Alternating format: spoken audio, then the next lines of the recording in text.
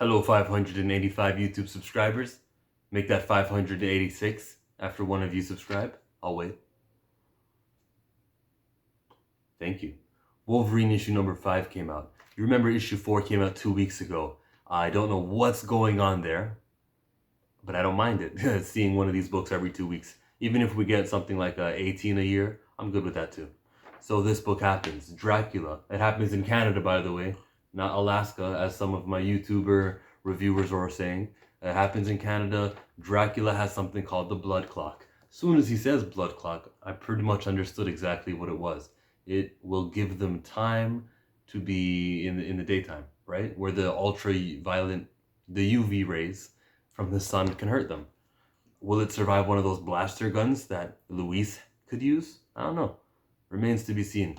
But they were drilling into Logan in a very sick artwork and drinking him like maple syrup. Because when in Canada, do as the Canadians. All right, we get a history lesson on the E type. It's E negative, and the vampires are E positive. And then we get to this part of the page where it tells us, well, it's called blood work, not blood clock, but it's called blood work. And then we get 4 editors in here. And a head of production, as well as head of X to work on this book. All right. It's good to know that the big bucks are going behind a book like this. Honestly, you know what I needed? I needed someone to be like, it would be really interesting if the vampire story Jason Aaron told last year would have played a part here. Because what if these 2 villains, you see these 2 who are getting the innocent man into the back of their truck, what if they were those Shadow Colonel bosses that Jason Aaron introduced in issue 13 of Avengers? Wouldn't that be like a cool little, continuity nod? They all say Marvel at the top of the books, right? They all say Marvel. Wouldn't it be interesting, if something that some guy did last year would have been read by Ben Percy, who might not have worked here at the time, but still, if he would have picked up on that and used it? Anyways, the goal of these 2 vampires is to take humans, vampirize them, and then throw them in innocent cities like Minneapolis, like Thunder Bay. These kids know that Logan is in a block of ice, and they kidnap him. They left him in a block of ice in that cabin because 2 reasons. One of them was, well, he's gonna melt and thaw out eventually. I got a problem with that. It's 0 degrees, right? Like, it's the freezing temperature for water. 33 degrees for Americans. See, that's how we have it right, because 0 degrees is freezing point of water, and 100 degrees is when water turns to steam, so Celsius for the win. So these kids are going to take him. The second reason was that we're leaving him in the block of ice because eventually the mutants are going to find out and show up, and we're not just ready to take them on yet. Ooh. So they are bad villains. And they will be bad villains. Just give us some time. Which, with the way this comic book ends, it looks like they're going to get some time to get things cooking. The ice is going to crack, not because of the heat, but because as they're driving away in their snowmobiles, it chips and chips and chips. And out comes Logan. He says, they're like, what are we going to do? He goes, ride or die.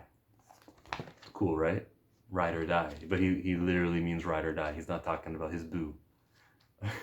Yeah, he's in a berserker mode, to say the least. But they are going to mend the fences, and they'll explain, we're good guys. And like the Captain Marvel movie, not all Skrulls are evil. Same with all vampires. They explain that it was them who were drinking the blood of that wildlife. It wasn't Omega Red like I thought so 2 weeks ago.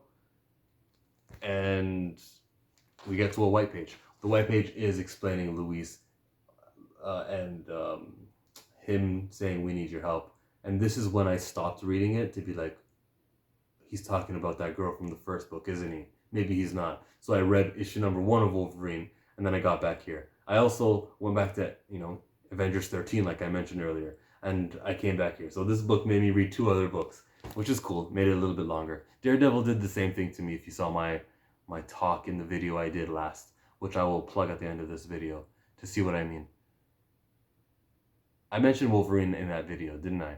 How secret family members are just like the cheapest way for the writers to create an emotional attachment, and they're not going to put in any hard work to do it. They'll just be like, you see, these guys are family. Now you're forced to care because you, reader, you have family. You know what that's like. So it's like that. Because, and look, since he didn't know about this character, it's not a baby. It's actually like a talking human being. That's what they do. That's what, because they'll never just be like, oh, here's a baby. Well, Miles Morales did that. And I don't like that. Because they made it seem like 9 months can just pass in comics. Well, if 9 months pass, then he should be in a new grade, but he's writing in the same journal. It was the stupidest thing. Back to this one. Wolverine shows up to this city, and he's here to just eradicate people. Vampires. And he does. And he wins. Wolverine wins. He's got his targets locked on Omega Red, and it looks like Omega Red is going to be dead. Just like these guys got Behead.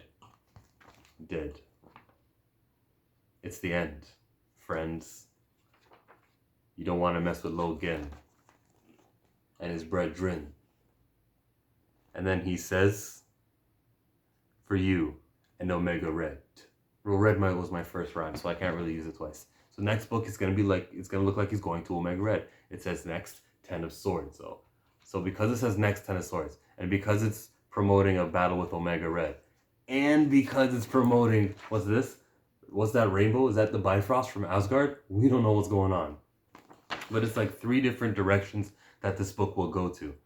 It makes me feel like the 10 of Swords event is just, it's like, it's landing in the middle of the Wolverine story.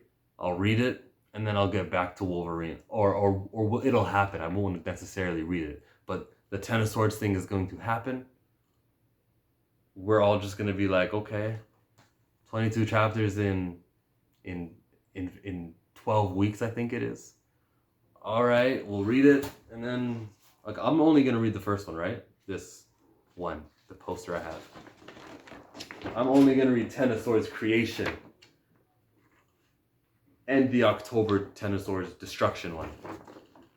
If I like it, I'll put the poster up. So if I start that video when 10 of Swords starts and this poster is not behind me, then you know I didn't like it. But I am not up for this event. They just want my money. I can fold it later. They just want my money, and I'm not about to do that. I'll spend my money on Marvel. Like, I'm going to get the Champions, the variant cover of Champions. I'm going to get 2 books. I'm going to spend my money on them, but I'll allocate it, because I vote with my dollars, to things I want to promote. I'll be like, hey, do this. Since I don't like 10 of Swords, and since none of us seem to like it, we should not buy it. You know what I mean? Like, your comic book store submits their orders on the 18th. It's September 2nd right now.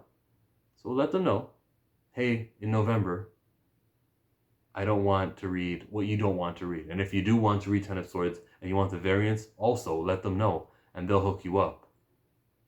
That's the way the world runs. You know this. You should know this.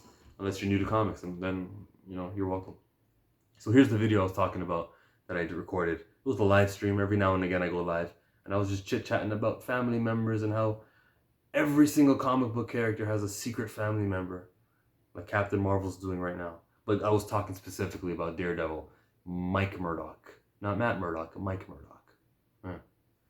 Thanks for watching me. Subscribe, like, talk to me in the comment section. Bye.